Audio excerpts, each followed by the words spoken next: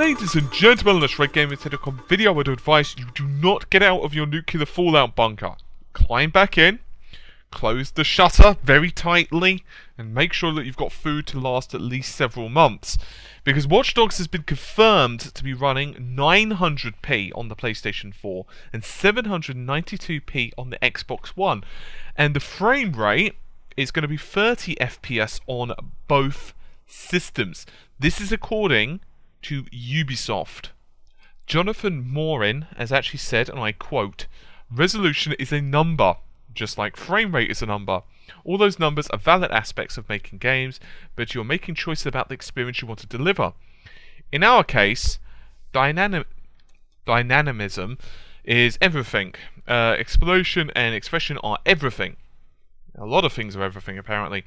You want to have a steady frame rate, but you want to have dynamism at the core of the experience. The same goes here with resolution. People tend to look at a corridor shooter, for example, where there is a corridor and all the effects are on, and it's unbelievable. They forget that if you apply those same global effects to an open city, with people around and potential car crashes and guys in multiplayer showing up without warning, the same effect is applied to a lot more dynamic elements that are happening in every frame. Apparently, this game is going to be very dynamic, just in case you guys hadn't really noticed that at this point.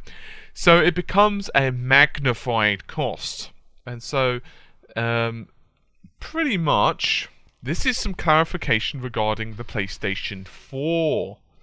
Do you remember just yesterday how I put up a video and immediately it was proved wrong like 3 minutes later, but there you have it, QQ more. They were stating that Sony removed, well actually it was stating that Sony originally put up to the 1080p/60 FPS, but then they removed it. Now, I don't really know why they put that up to begin with. There's various conflicting theories that I have regarding that, and this is pure supposition on my part. This is not confirmation, but ideas that I had concerning this. One, it was a marketing oops by Sony. In other words, they just kind of put it up because that's what their PR department said, because they kind of thought that's what was happening, and then it got a bit of an oops, like a mistranslation. The other option was that originally at one point or another, Watch Dogs was going to be running at 1080p/60 on the PS4, but it was old information. And then maybe they decided, particularly after all the complaining about the downgrading or whatever phrase people were using of the both versions, maybe they said, you know what, we can't do this, we're going to have to kind of ramp the effects back up, so yeah, the frame rate's going to have to take a hit. Now, back in the day, there were rumours going about that the Xbox One version was going to be running at around 900p, and the PS4 version was going to be running at 1080p, so obviously, they must have been just trying different resolutions natively, internally, in the office. They're just trying things out. Okay, how does this run? Okay, well, you know what? I think we're going to have to kind of dial up the quality a little bit more on the effects. Okay. And obviously, when you're dealing with a city, it's not like you've got a huge level of detail issues. This is exactly the same thing that's happening in Infamous Second Son.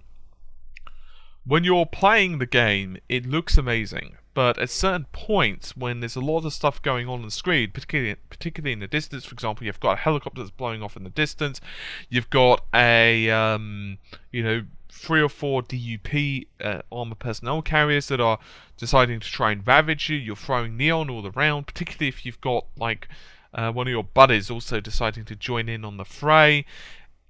It starts to become quite messy with the frame rate, to be honest, and this is even more so if you decide to activate like your, I honestly can't remember the name of it, but it's when you press down on the D-pad, it's like your ultra super move type of thing. Do I feel that Ubisoft made the right decision? If it's to make the game as good as possible, yeah, I do. And it's probably going to piss people off. I mean, I'm not even looking at forums at the moment. As far as I know, the news is literally just broken. But I think people are going to be pretty like, oh my god, what the hell, next generation, blah blah blah. And this is my argument. It's a fixed platform. It's a £300 or £400 system, and at the bottom line, what do you really expect from it? You know, you've got a GPU that's like 1.84 teraflops. You can optimize that as much as you want, but the bottom line is the performance is still finite, and you can't expect that to compete with a super high-end PC. The fact that they're actually managing to make the game look good, stable, as long as the frame rate is stable, that's the thing. As long as it's locked at 30 and it doesn't dip and tank to hell, and it doesn't affect the controls, it doesn't bother me too much on the frame rate. The resolution, I think people are going to be complaining regardless, honestly, but if they felt it was the best choice with the game at 900p for the PS4 and 792 for the Xbox One, then I guess that's just what they're going to have to do. And obviously they tried to hold out as long as possible. Obviously they didn't want to announce things before it was ready. So yeah, I look forward to your comments on this one. As I said, I'll be creating videos for the my Fallout shelter. Anyone else who wishes to could join me. I have lots of cooked chicken and also other food as well. Anyway, I'll see you soon. Take care and bye for now.